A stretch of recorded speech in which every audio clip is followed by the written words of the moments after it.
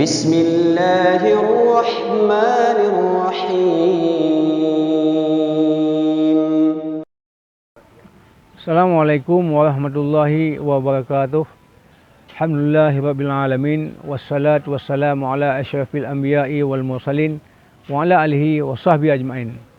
Para pendengar sekalian, judul kita yang dalam pembahasan kali ini adalah adab terhadap guru. So, kalau dalam Islam,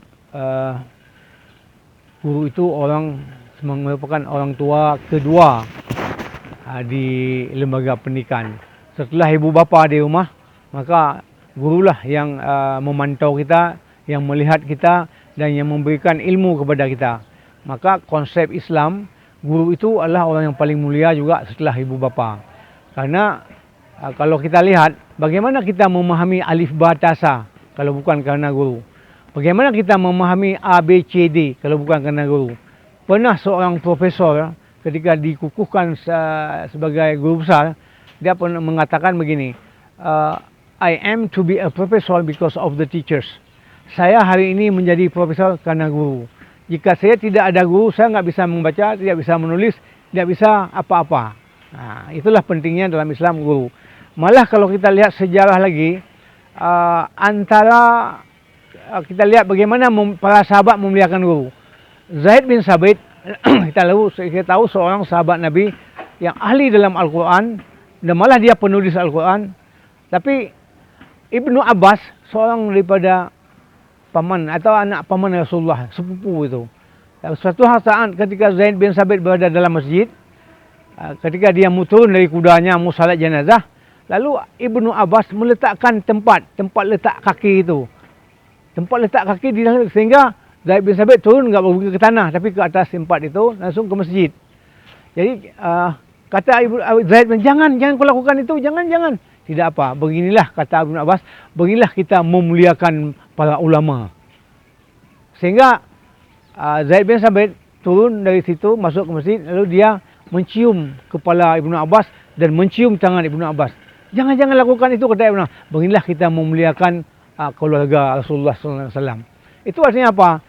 Guru, ulama itu sebagai guru itu.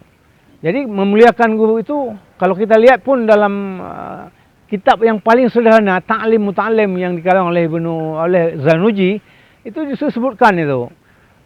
Man 'allamani harfan sirtu abdan. Barang siapa yang mengajarkan aku satu huruf, maka aku bersedia diperhambakan. Begitulah nilainya apabila seseorang telah mengajar walaupun satu huruf. Nah, itu Sayyidina Ali mengatakan itu.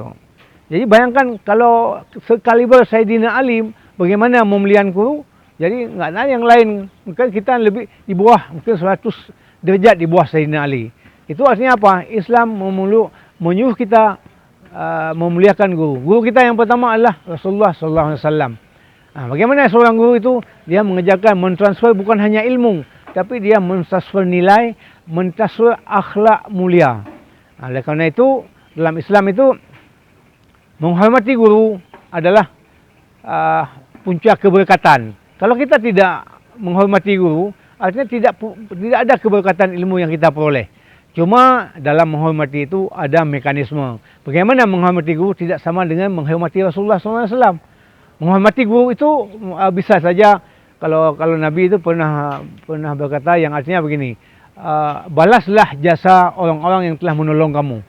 Kalau kamu tidak bisa menjabar jasanya, maka bantulah keluarganya. Nah, itulah yang paling berhak ini kan guru. Karena kalau kita lihat, kita melihat dunia ini karena apa? Karena guru. Karena kita tahu semua ini karena kita belajar sama guru. Kalau kita belajar tidak ada guru, itu sama dengan belajar kepada setan. Oleh karena itu, maka hargailah guru. Kalau kamu bisa menghargai guru, maka Allah juga akan memberikan keberkatan kepada kamu. Allah akan memberikan ketenangan kepada kamu. Dan saya pernah berguru dengan seorang profesor dari Amerika.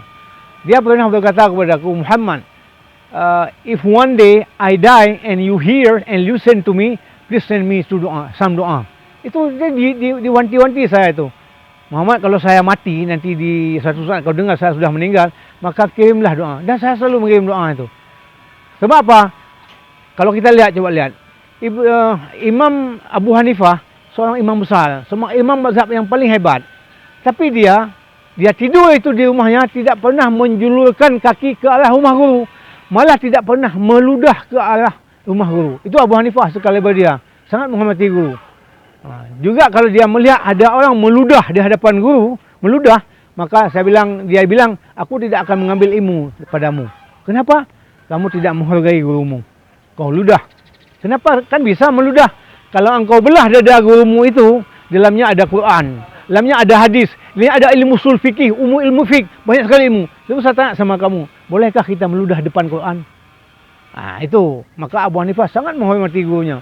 Begitu juga yang lain para imam. Misalnya contoh, Imam Malik. Imam Malik itu ketika Syafi'i kecil ingin belajar sama dia pertama dia menaruh, apa ini anak kecil. Ketika Syafi'i mengungkapkan, saya sudah punya ilmu, wahai Tuhan, itu saya sudah bisa hafal Quran, dan saya sudah bisa menghafal itu kitab yang anda kirim, yang anda tulis, yaitu Al-Muwatta, kitab hadis. Lalu Imam Malik memuji Syafi'i, sehingga mengatakan, wahai anakku, kamu boleh belajar sama saya 6 bulan. Kemudian 6 bulan Imam Syafi'i belajar sama Malik. Dia sangat mengagumi itu muridnya. Dan juga Imam Syafi'i sangat juga menghormati gurunya Imam Malik. Demikian juga Imam Malik dengan Imam Ahmad bin Hanbal. Salah satu murid Imam Malik, Imam Syafi'i adalah Ahmad bin Hanbal. Dan Ahmad bin Hanbal itu sangat menghormati gurunya Imam Syafi'i. Malah 30 tahun dalam hidupnya, Ahmad bin Hanbal ketika dia bangun tengah malam, dia salat malam lalu berdoa kepada gurunya, termasuklah kepada Syafi'i. Itulah akhlak murid-murid terhadap guru yang pernah dilakukan oleh para sahabat, anjuran Rasulullah kepada kita, dan juga oleh ulama-ulama besar. Makanya kalau kita ingin mendapat keberkatan ilmu atau mendapat sesuatu yang yang dijanjikan oleh Allah kepada orang-orang yang menghormati guru, maka hormatilah gurumu. Demikian, wabillahi taufik wal hidayah. Assalamualaikum warahmatullahi wabarakatuh.